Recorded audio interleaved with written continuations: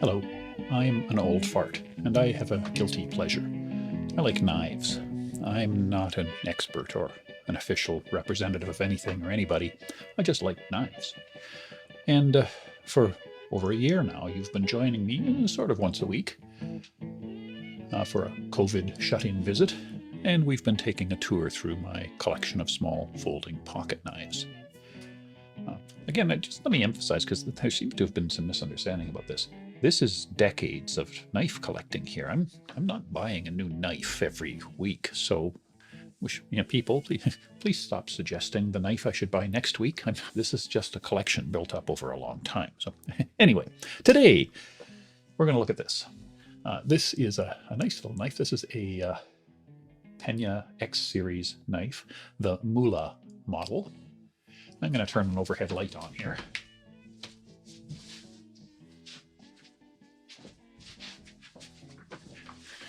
Yeah, that's a little better.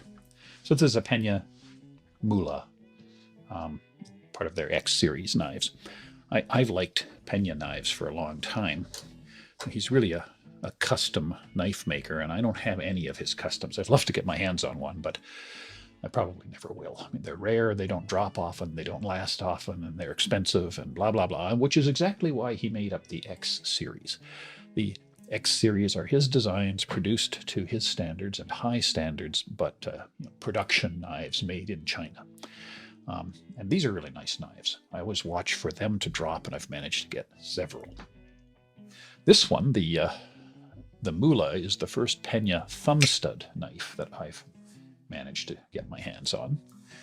And all of the other knives of his that I have are front flippers. And front flippers, as I've mentioned when I go over those knives, they scare me a little bit. I find them a little bit awkward to open. This one I love. I really like thumb stud knives. So formally, this is a Pena X series Mula, M-U-L-A, micarta, natural canvas micarta, I guess, version knife. As you can see, the mechanism is thumb stud opening, and it runs on ceramic bearings, and it is a traditional frame lock knife. Several of his other knives are bolster locks, by the way. This one, as you can see, is a traditional frame. Let's talk about the size. This is a large-ish knife, larger than the mid-size that I usually like. It's 189 millimeters long, which puts it at a little over a pocket calculator, about, well, not quite 1.1, but slightly more than a pocket calculator. And for the older, less useful type comparisons, well, it's quite a bit larger than a mini Griptilian, which is only 172 millimeters.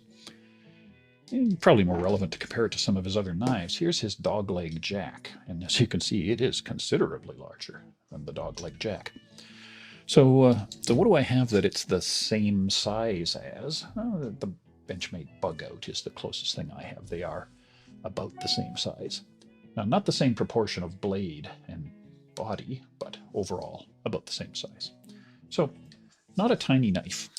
And in fact, we'll come back to that. It's a little large to fit my perfect non-threatening gentleman's knife category, but it is certainly a useful and comfortable size.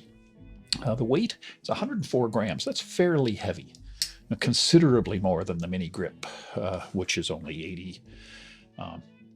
It's obviously considerably less than truly heavy knives like a large Sebenza, but it's still, there's a noticeable heft there in your hand. The blade is really interesting. It's a M390 steel. It's a 3¼ inch blade. And I always, of course, revert to imperial measures for blade lengths, because I know there are places in the world where 3 inches is a magic number. So this is more than that.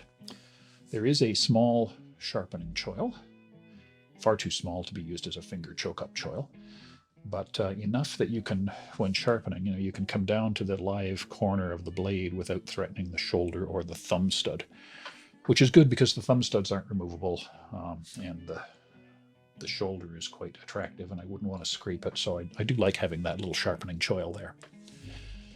The body is pretty attractive. It's a solid titanium body, and sort of a sandblasted finish, stone washed. I don't know what the right term for that finish is, but it's not a glossy titanium.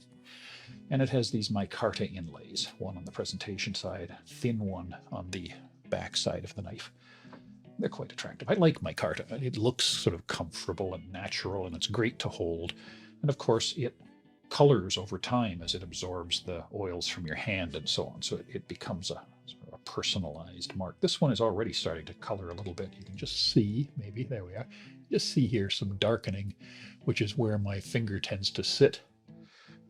And so over time, it becomes personalized. And I like that about micarta in knives. I think it's quite a pleasant feature. Now, of course, it's not fancy looking. It's not like leather or wood or carbon fiber. So you're trading off sort of casualness for some of the other nice properties of micarta. I'll also say that the body is kind of attractive and comfortable in that it's not flat anywhere. The edges are all chamfered here around the edges on both sides. And so it just has a deliberate, well-manufactured look and feeling to it. There is a clip, since we've gone to that side here, just let me close that. There is a clip, of course. It is a milled titanium clip, not bent sheet, and it is shallow carry. And it is quite shallow. You can see there's a lot of space there from the top of your pocket to the end of the knife. And it is single-sided only. There's no provision to move it to this side. There's no mounting holes, and the micarta would be in the way.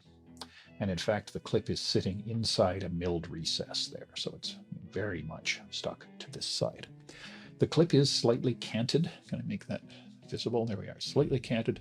So it is not sitting on the lock bar. It is sitting on the non-moving part of the frame, which is good. I mean, frame locks where the clip is pressing on the lock bar can be harder to open. So this doesn't have that, and that's very nice. So there's no lanyard hole, but there is. You could, if you wanted a fob on this thing, you could run it through this pin. That is not a screw or anything. It is just a spacing pin. The back spacer here surrounds the pin, so you could put a fob around that pin and it would be in no danger from the edge of the blade, and would make quite a good fastening point if you wanted to. By the way, while I've got this thing sitting at this angle, so there is a back spacer, of course, and the back spacer, I don't know what that material is. I think it's copper, maybe it's bronze. I guess we'll see if it turns green over time. But anyway, it has a colored metal of some kind, let's say copper, and it's very attractive. It sort of matches the color of the micarta, and it just gives a nice, interesting splash of color here against the silver of the titanium. I kind of like that. I don't know if you can tell by looking here, but that's a single piece back spacer that has a notch cut out of it to leave room for that lanyard pin. So, I find that quite attractive. Left-handed friends is very much not an ambidextrous knife. Being a thumb stud, of course, you can open it left-handed, either with two hands, or there's enough space here that you can do a left-handed open on that. I can't. I'm too awkward with my left hand, but I think you could. But the frame lock is very much a right-handed frame lock, and the clip is very much right-side carry. So no, we're going to say it's not an ambidextrous knife. And for people who care where the knives are made, these are made in China. I believe Riet makes these knives. Is that how you pronounce that? Is it Riet or Riet? So anyway, I believe they make these knives, not sure. Whoever it is, this is high-end manufacturing. Really nice, beautifully centered, great tolerances. No slop anywhere in the build. So well done. So I like this knife a lot, and let's go through some of that. I'm just moving my other comparison knives out of the way here before I cut myself on them. Things I like. Well, I do like the mechanism. I like thumb studs, first of all. This is very smooth. You can slow open it. We call that, I use the verb, you can Chris Reeve it for that. You can slow open it. You get a nice clunk and a nice secure lock. It will flick open quite nicely. So, a little loud, but flicks open nicely. Good secure lock in either case, very smooth. The bearing tolerances are good. The other thing I like about the mechanism is that you can make it so you can see it. There we are. See, there's a slight recess grooved in this side of the inside of the titanium frame, which gives room for your thumb to get in there to easily disengage the lock. So Some knives without that are quite awkward to unlock. This one works very well and comfortably. So I like the mechanism. I already mentioned it. I like that the clip is canted, so there's no lock bar pressure. So this knife does not really suffer from the problem of pressing on the lock bar. I find there's enough room that I don't need to press on the lock bar, especially with the clip as a place I can rest my fingers. I rarely have trouble opening this knife because I'm squeezing the lock bar. I like that. I like the appearance of the knife. I like the micarta, we talked about that. The copper backspacer, we talked about that. I also like the fact that the thumb studs, here, let me bring this a little closer. The thumb studs are quite nice. There we go. The thumb studs are not flat or knurled, they're milled with these concentric rings, which both just makes them a little more interesting visually and provides a little bit of grip so that you don't slide off them. So I like that, a nice detail touch. The blade, well, I love M390 steel. I think it's probably my favorite steel. And it's a good, useful blade shape. It's a drop point. I like drop points. Not much rise, mainly a drop. And the drop is rather sudden, so it has almost a harpoony look. There's a long, straight section for cutting chores where that matters. And I just find it a really useful blade shape to work with. It is a comfortable knife to hold. I'm not really sure why, but when I'm holding it sort of in standard cutting position, I can't feel the clip at all. It's small, and it just happens to sit in the curves in the palm of my hand, so there's really no hot spot. Micarta is nice and grippy. There's a big jimping area for the thumb here. Okay, so it is a really comfortable knife to hold and control. A couple of things I don't really like about the knife. I'll show you the first one here. The first one is, I said it's a thumb stud opening knife, and it is. See, there's the thumb stud. But you can actually also open it as a front flipper. I think all of Pena's knives are like that. In this case, you can see that there's the jimped back for your thumb, but this corner juts out over the frame of the knife. Now, I'm not going to try to do it with one hand because I'll cut myself, but you can front flip the knife with your thumb on that corner. Now, I'm listing that in the don't like for two reasons. I'll never do that. I find front flippers scare me. It's just not enough control of the knife while it's flying around. There's a thumb stud there, which I really like. I can't imagine that I will ever open it with the front flipper mechanism. And yet I'm paying for that the ability to do that with this ugly corner. I don't like the fact that that square corner is sticking up from the knife. I really wish that that heel of the blade was on that angle so that that corner wasn't jutting out there. Now that would mean that when it's open, there would be a little less jimping surface here, and I would gladly have that. I would gladly have a little less thumb jimping. To not have that, I find that is kind of a jarring corner there. We've taken the trouble to have this beautiful angled end on the knife and the chamfered edges, and that jarring corner sticking out there just looks out of place to me. So I don't like the front flipper shoulder. The other thing, it's very small. It's just and these are such beautifully made knives. It just strikes me as odd that this would be the case. And that is, if we look at these scale screws that are on the end here, same with these ones, they're sticking out over the chamfered edge, which means that if I come at it this way, I can actually feel the edge of the screw. It's like there's an edge there because the screw is sitting sort of flush with the flat surface, but then the surface drops away.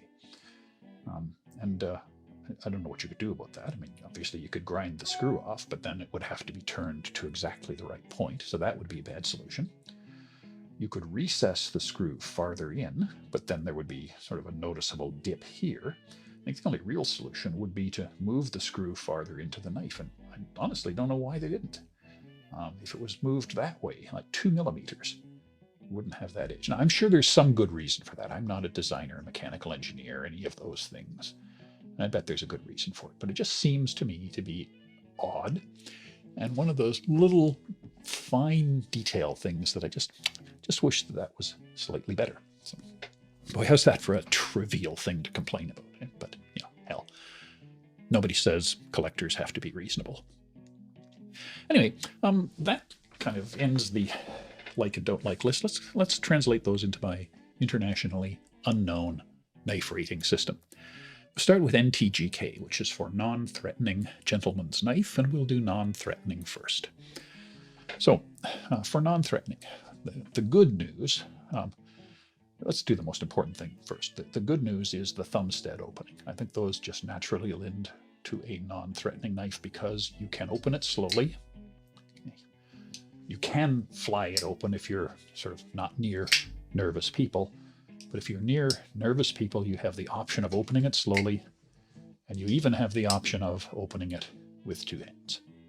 So it's a knife that I wouldn't hesitate to hand to a non-knife person.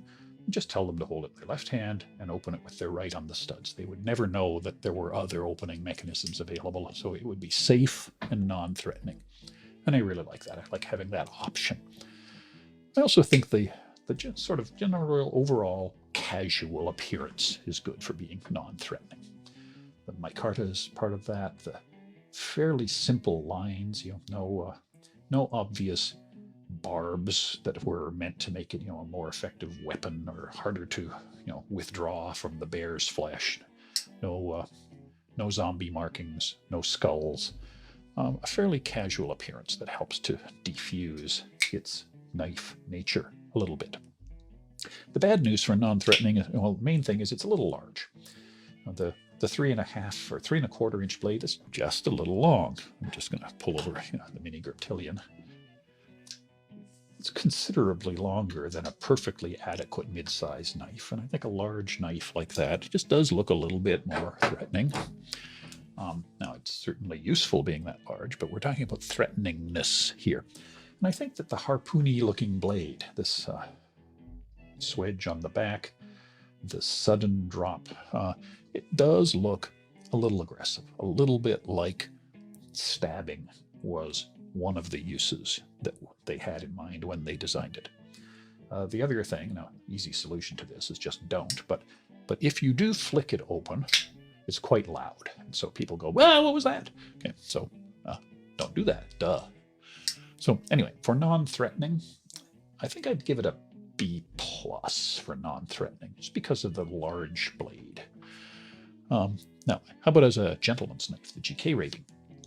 Well, the good news is the Pena brand, respected, small boutique designer, hard to get, gentleman's stuff, should have a hard-to-get mystique about it. This does. High-quality materials, titanium, micarta, M390 steel, all good.